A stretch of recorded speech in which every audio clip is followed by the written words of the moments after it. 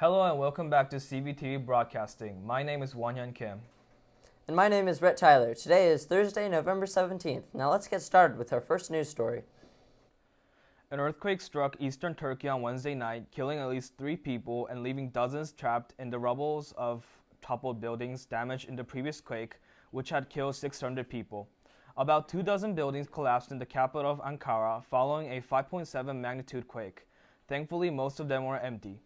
In a replay of scenes from last month's quake in the same region, men climbed up onto piles of debris in an attempt to find survivors. Voices could be heard calling for help, and at least 13 people were pulled alive from the rubble in early rescue efforts, according to Turkish media. Rescue workers used high-powered lights to work through the night. Hopefully they can all get rescued soon. Walgreens, located at 3001 Foothill Boulevard, is going through a debate whether they can sell alcohol or not. The placement of these conditions is intended to address the concerns of the store's location in relativity to the school. Different people had different positions on this issue, most fearing the use of fake IDs by students. The indecision was the selling of alcohol would be approved under the condition that cash registers with card readers be installed. In a meeting in New York, David Stern urged NBA players to accept the latest offer during a meeting in New York. Representatives from all 30 teams and star players, including Kobe Bryant, Carmelo Anthony, and Chris Paul, were at this meeting.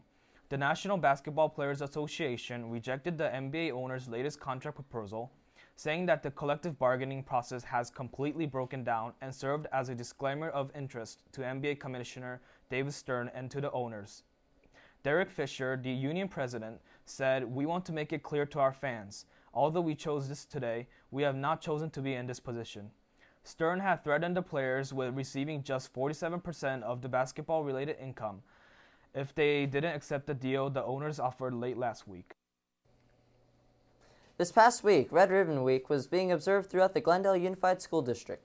The event was designed to start a dialogue about drugs and alcohol use with elementary, middle, and high school student kids.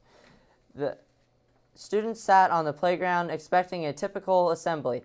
As they waited, a helicopter became visible over the mountain range. To the surprise of many of the children, the gates of their playground opened and a large Drug Enforcement Agency truck and a Glendale Canine Police Patrol car drove toward them. The helicopter landed near the grassy area of their playground, followed by the screams of delight from the children. Special Agent Wade Shannon introduced himself to the assembly audience and explained to the kids what the DEA does. He showed them the equipment the agency used and talked to them about making good choices.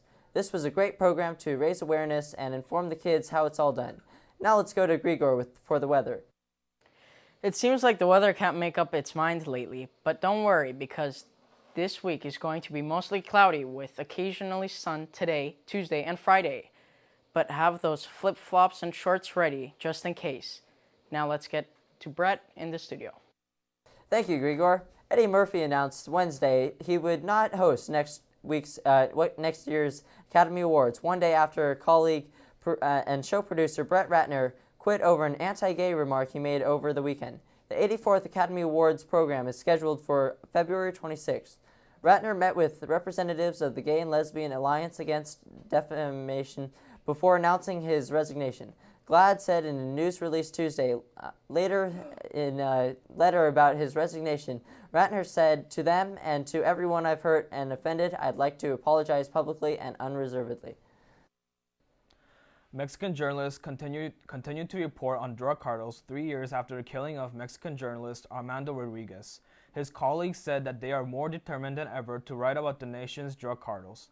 On November 13, 2008, Rodriguez, called El Choco, was about to take his two young daughters to school when a man approached the garage of his house and fired 11 shots into his chest.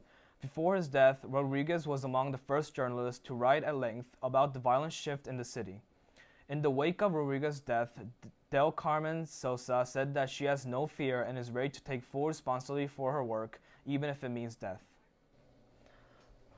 Well, that's all from us here at Cvtb. Thank you all for watching.